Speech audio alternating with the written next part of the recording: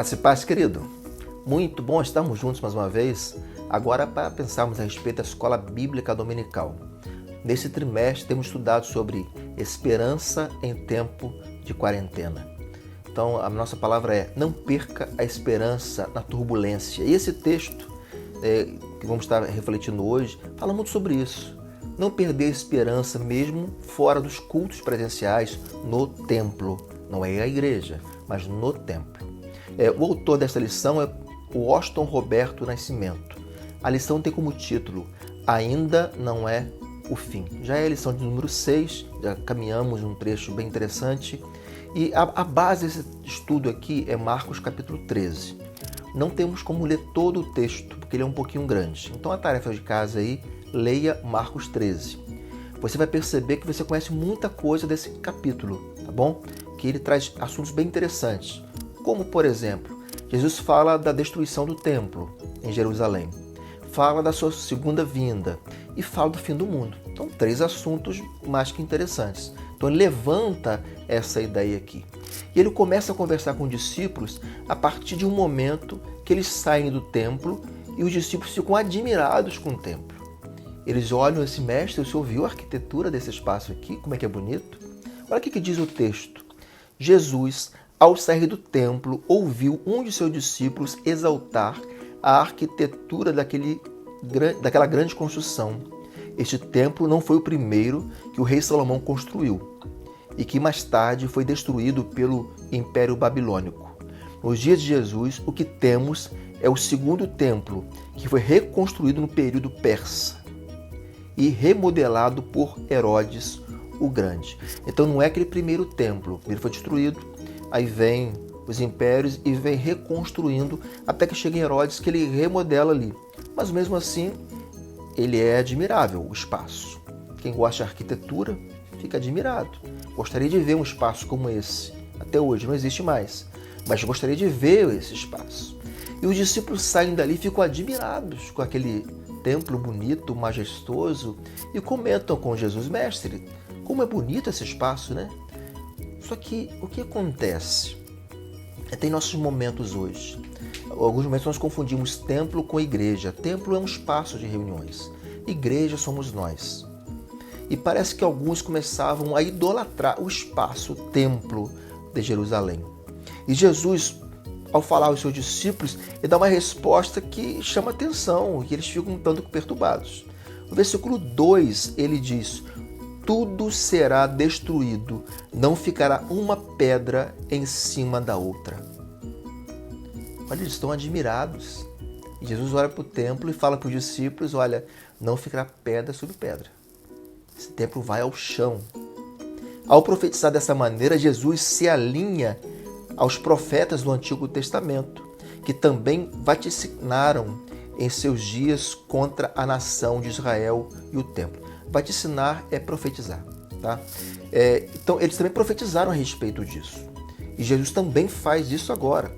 Lá em Malaquias fala sobre esse assunto, Jeremias fala sobre isso, que o templo seria destruído. Então, ele, mais uma vez, lembra a respeito desse problema. Nenhum lugar de culto, nenhum ritual religioso, nenhum calendário eclesiástico poderá substituir nosso relacionamento pessoal com Deus, marcado por um coração quebrantado e contrito, um culto em espírito e em verdade.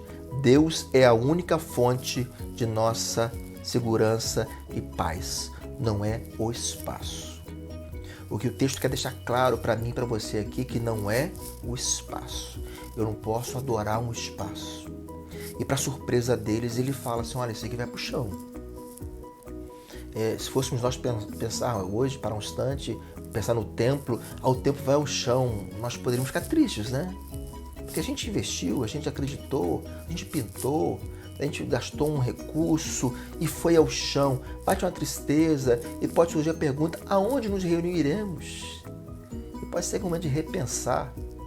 Deus nos colocou em casa agora e estamos encontrando formas de nos encontrarmos, estudarmos a palavra. Então não é o espaço é importantíssimo. Mas ele quer quebrar, assim, o espaço não é lugar de idolatria. É apenas um espaço, por isso que vai ao chão. É por esse problema, é a maneira que vocês estão olhando para ele. Então ele levanta essa questão que é interessante para nós e os discípulos ficam assustados. Ele não quer dizer que o templo é para a gente pensar que os meios não podem justificar os fins. Né? Os meios não podem ser transformados no fim. O fim é Deus, o alvo é Ele. Então o meio, que é um espaço, não pode ser o fim. O fim está em Deus, o alvo é Deus. Então eu não posso mudar as coisas. E quando eu começo a mudar as coisas de lugar, pode ser que o templo seja um problema. E eu esqueça de Deus. E eu começo a pensar na minha liturgia, no que me agrada, no que não me agrada. Eu começo a pensar sobre isso. E aí surge para os discípulos, já que ele levanta algumas questões, perguntas como: quando será a destruição do templo? Perguntas que eu e você também poderíamos fazer. Quando será a sua segunda vinda com poder e glória? Quando será o fim do mundo? Essa pergunta você já ouviu também.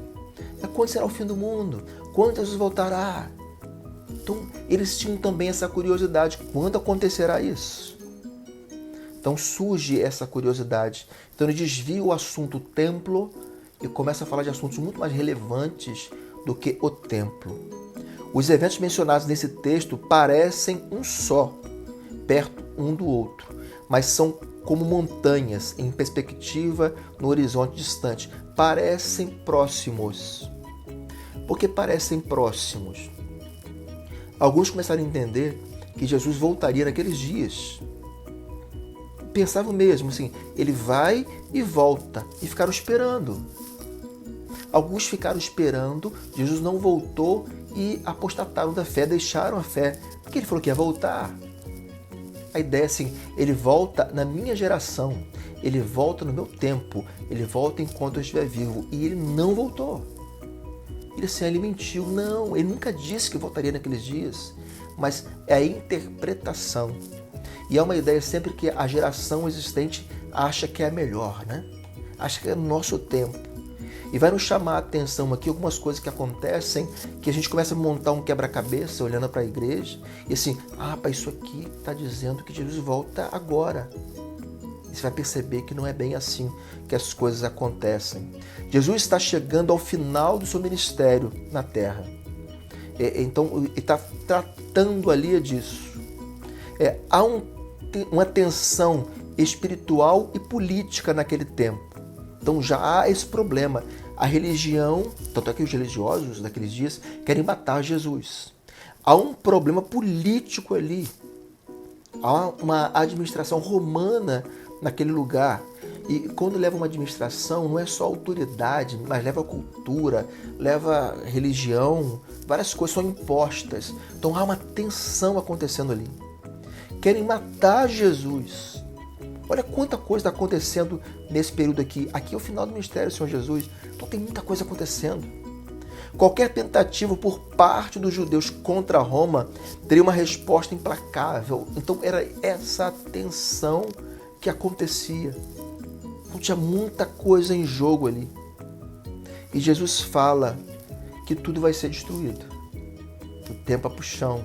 Uma referência que eles têm de caminhada, de ir até o templo. Ele diz, olha, vai acabar. É como se assim, vai acabar e agora a gente vai para onde? Não vai ter mais templo e para onde que nós vamos? Não acontece naqueles dias ali. Acontece no ano 70. Mas naqueles dias ali, eles não sabem quando, e assim, se acabar o templo, a gente vai para onde?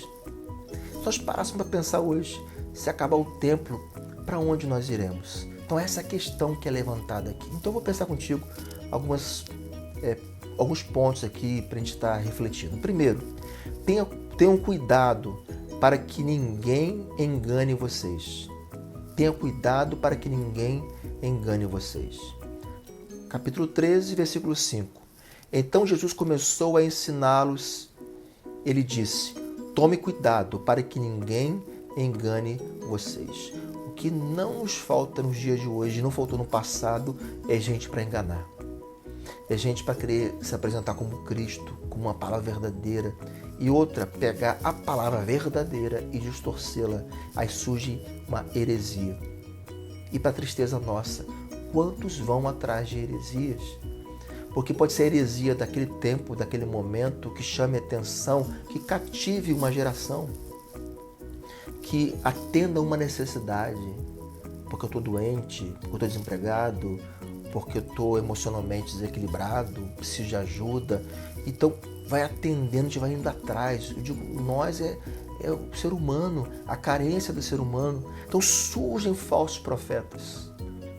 E Jesus já fala que, olha, tomem cuidado, para que ninguém engane vocês, porque vão surgir algumas verdades, entre aspas, que muita gente vai atrás.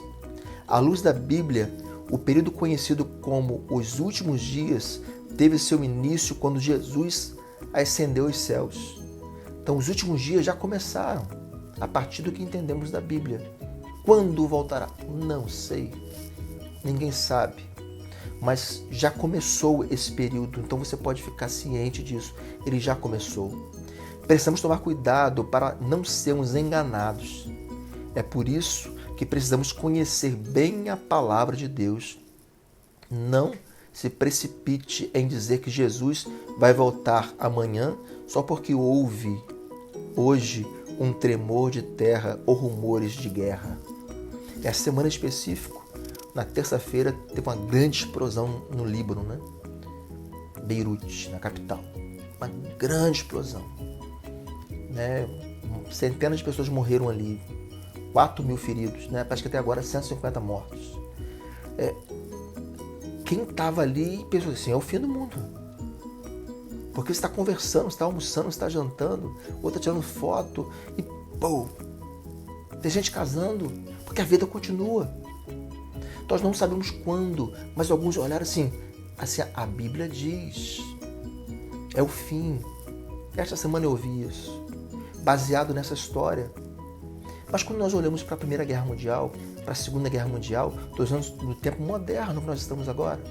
Vamos para trás, como que o povo de Israel sofreu. E quantos pensaram, é o fim, é o fim, é o fim, e ele ainda não foi. Então, nós compreenderemos sim quando será o fim. Mas não fique marcando datas, porque nós não sabemos. Segundo, tenham cuidado na hora do sofrimento. Versículo 9. Vocês precisam ter cuidado, porque serão presos e levados aos tribunais e serão chicoteados nas sinagogas por serem meus seguidores.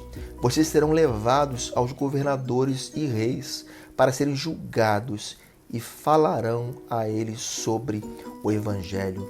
Interessante que é preso, é julgado, mas aproveita a oportunidade e fala do Evangelho. Aproveite a oportunidade e fala do Evangelho.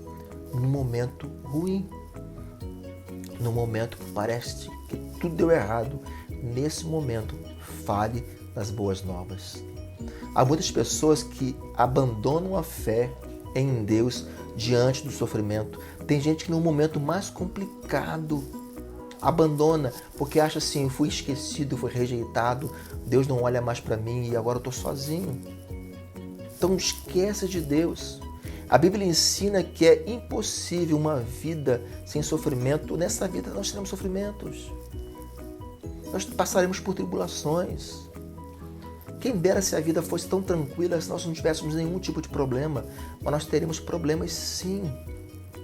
Agora aprenda a lidar com isso, entender que passaremos e não abandone o Senhor. O problema pode ser uma doença, o problema pode ser questão financeira, pode ser um relacionamento rompido, tantas coisas. E nessa hora, quantos se afastam de Deus, distanciam de Deus? Olhe para Ele. Sofrimentos acontecerão dos mais diversas formas. Então, compreenda isso. É na hora do sofrimento que mostramos ao mundo que não servimos a Deus em troca de bênçãos materiais. Deus não compra a nossa fidelidade com favores. Deus não faz uma troca com a gente. Deu tudo certo, eu peço, Deus me dá, eu fico tranquilo porque Deus está respondendo tudo. Isso é lâmpada de Aladim, uma ficção. Encontrei a lâmpada, tem um gênio dentro, eu posso fazer 3 pedidos e vou ser atendido. Não é assim que as coisas funcionam. Meu relacionamento com Deus não é dessa maneira, nem é de troca. Deus não está a nosso favor, atendendo todos os nossos caprichos. Não faça isso, não é isso. Alguns se decepcionam com Deus porque o problema nunca esteve em Deus, esteve em nós mesmos. Não recebemos porque pedimos mal, porque não compreendemos o que Deus pode fazer em nossa vida. Nesses tempos difíceis, tenha perseverança na fé. Na adversidade é que se espera de seus seguidores. Ter perseverança, ter fé na adversidade. Ali os seguidores do Senhor Jesus se mantêm firmes. Na hora que parece que as coisas saíram dos eixos, olhe para o Senhor. Precisamos estar preparados para enfrentar a perseguição como algo inevitável. Vai acontecer. Quando vai acontecer? Não sei, mas vai acontecer. Vai ser uma grande perseguição? Pode ser que sim, mas pode ser que já esteja acontecendo na tua vida individualmente. Um momento que você está passando e que você tem várias dúvidas. E aí a tua fé, você está perdendo, está deixando de olhar para Deus, para olhar apenas para os problemas. Olhe para Deus, não para os problemas. Quanta gente distancia de Deus nesse tempo. E estamos passando um tempo agora que tem gente esfriando, a expressão que eu ouço em alguns momentos. Estou frio na fé. Olhe para Deus, querido. Não deixe de olhar para Ele. Jesus nos diz, não se preocupem quando a hora da perseguição chegar. Digam o que Deus lhes der para dizer. As palavras que disserem não serão de vocês mesmos, mas virão do Espírito Santo. Versículo 11. Deus nos capacita. E nós falamos porque o Espírito Santo nos capacita, fala por nós. Então, tem uma relação com Deus, sabendo quem Ele é. E na hora certa, você vai surpreender.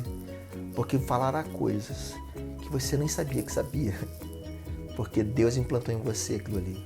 E vai te usar para a honra e glória dEle.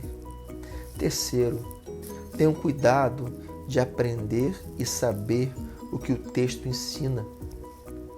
Tenham cuidado de aprender e saber o que o texto ensina. O nosso autor aqui, ele colocou o texto, versículo 28 e 29, ele deu um saltozinho no texto. Eu vou ler o texto com a história para você entender um pouquinho melhor. Diz assim, aprendam, pois, a parábola da figueira. Aí ele não conta, ele dá um salto. Eu vou ler o trecho aqui, que é o versículo 28. Olha o que diz o versículo 28. Aprendam a lição da figueira. Quando seus ramos se renovam e suas folhas começam a brotar, vocês sabem que o verão se aproxima. Ele pega a história que é conhecida, que é a figueira, todos sabem que é a figueira.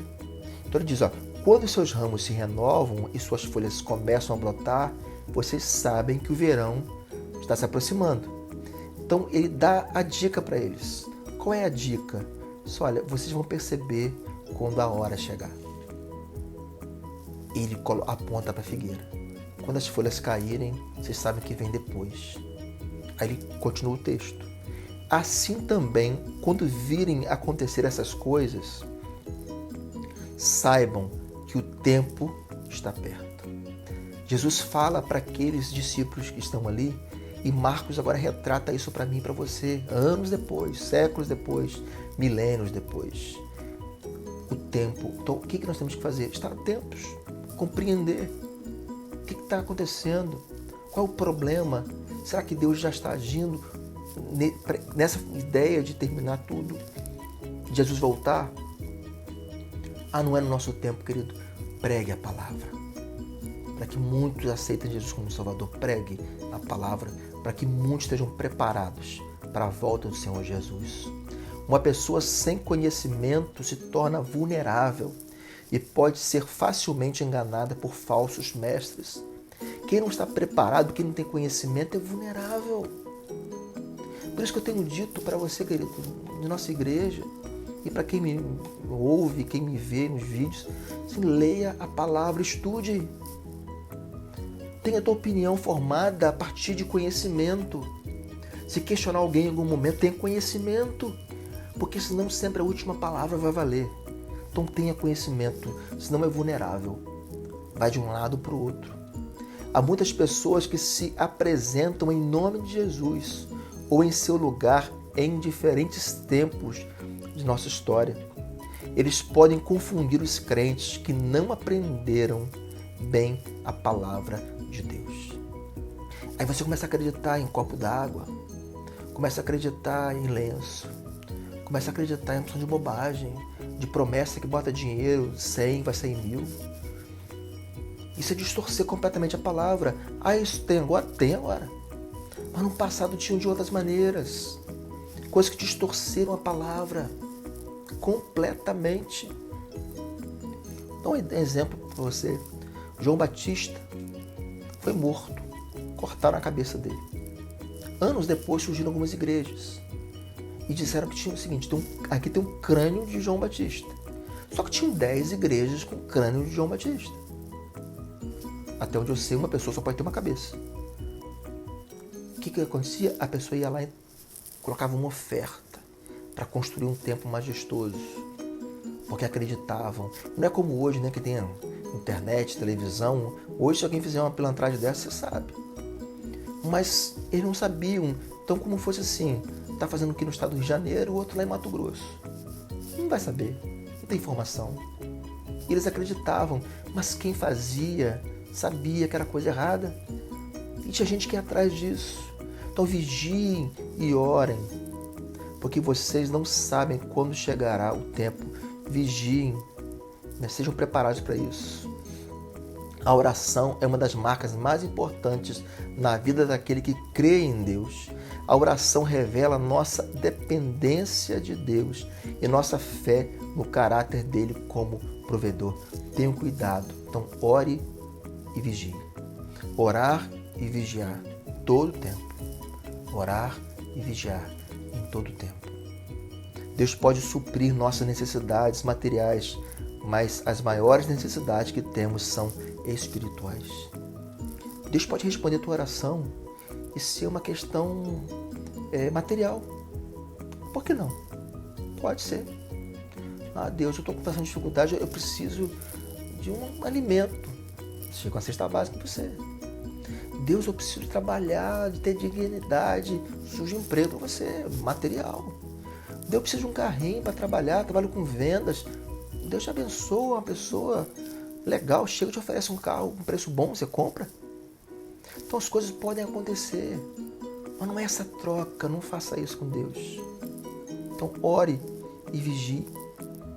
As pessoas precisam acontecer em todo o tempo, as orações, com perseverança, para que possamos estar em pé na presença do Senhor Jesus no dia de sua volta.